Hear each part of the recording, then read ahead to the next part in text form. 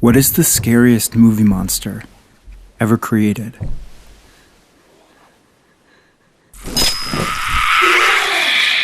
We might first think of the Xenomorph from the Alien franchise, or Pale Man from Guillermo del Toro's Pan's Labyrinth, or perhaps even the T-Rex from Jurassic Park.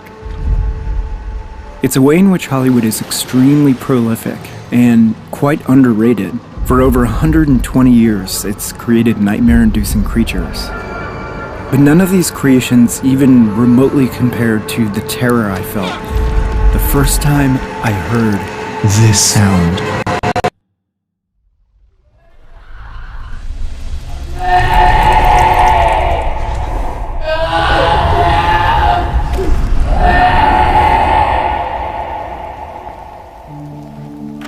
This is the mutated bear from Alex Garland's Annihilation, and it haunted my waking dreams for what seemed like weeks after I saw the film. Annihilation takes place in the alien-induced shimmer, a shroud of mutations on time, biology, and mental clarity, all emanating from a lighthouse, the location of the aliens' arrival. The shimmer is a prism, but it refracts everything. The bear also takes cues from this cancerous environment. It is emaciated. Its skin and fur peel off of its frame. It sulks through the environment through labored breaths. But the most disturbing cue of this out-of-control mutation is the human skull embedded inside the bear's own head. But the animal is not without an emotional presence. Garland and visual effects supervisor Andrew Whitehurst collaborated closely to create a creature that would strike fear, but also empathy. The behavior of the monster has something odd about it, because it's primarily in a state of sort of despair and pain rather than anger. But why choose to create a monster that engenders connection? I think the best way to explore this is to develop a deeper understanding of what horror films tap into, psychologically. Our unconscious personality, we have hints, we have certain ideas, but we don't know it really. Swiss psychiatrist Carl Jung thought that the most powerful stories were filled with metaphors for what he called the collective unconscious. He called these symbolic representations of ancestrally shared human behavior archetypes. There is still good in him. He's more machine now than man, twisted and evil. And our stories are still filled with these exaggerated characters, like the magician, the sage, and of course, the hero. I will take the ring to Mordor. Jung believed we have an impulse to live these archetypes within our individual lives, whether we're conscious of it or not. He believed horror films deal specifically within the persona-shadow archetype duality, and that this makes them particularly powerful. The persona archetype is what we choose to share with the world, but there exists a deeper unconscious shadow, which, often represented by a monster, drives us toward evil. Annihilation presents us with characters who have medical degrees, prestigious academic appointments, but also struggle deeply with self-destructive tendencies. She's tried to kill herself. Oh, I think the opposite, trying to feel alive. So if the bear is a metaphor for the shadow, what is it telling us about ourselves? At which part of our repressed unconscious does it hint? It was so strange hearing Shepard's voice in the mouth of that creature last night. I think as she was dying, part of her mind became part of the creature that was killing her. Imagine dying frightened and in pain and having that as the only part of you which survives. I wouldn't like that at all.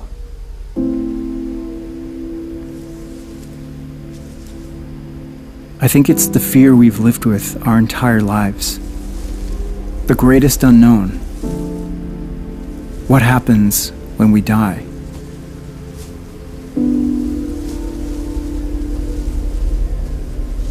Ventress wants to face it. You want to fight it. But I don't think I want either of those things. The bear seizes the moment its victim realizes death will soon occur and suspends this fear forever in its cry. Now, I think there's an important distinction to make here.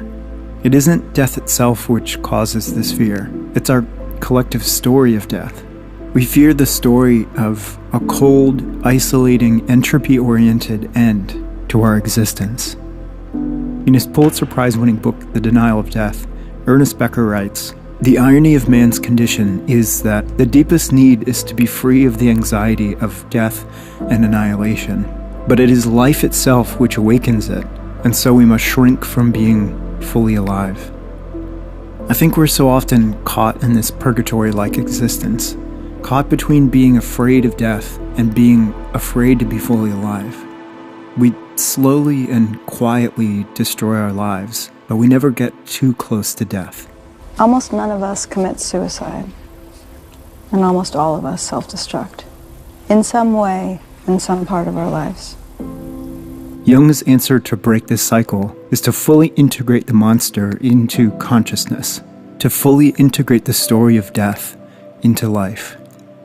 So I went looking for answers and stumbled upon an interview with a triple board certified physician named Zach Bush. But let me tell you about what my experience has been in those last moments with patients who are dying.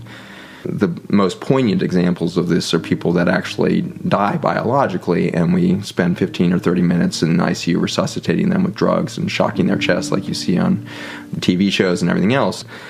They all told such a similar story on the other side of biologic life, and it had to do with a little bit of a typical story that you might see in the movies or something, where they saw white light and there was a sense of expansion and all this.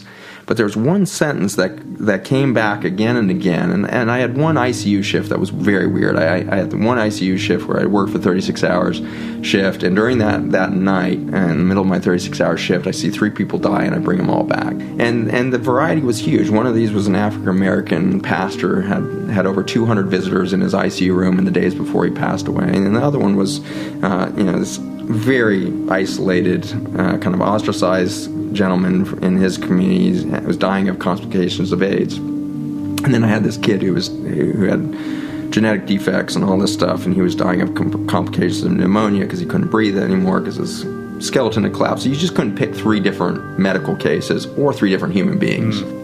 And to the last one of those 3, every single one of them, their first sentence was always, "Why did you bring me back?"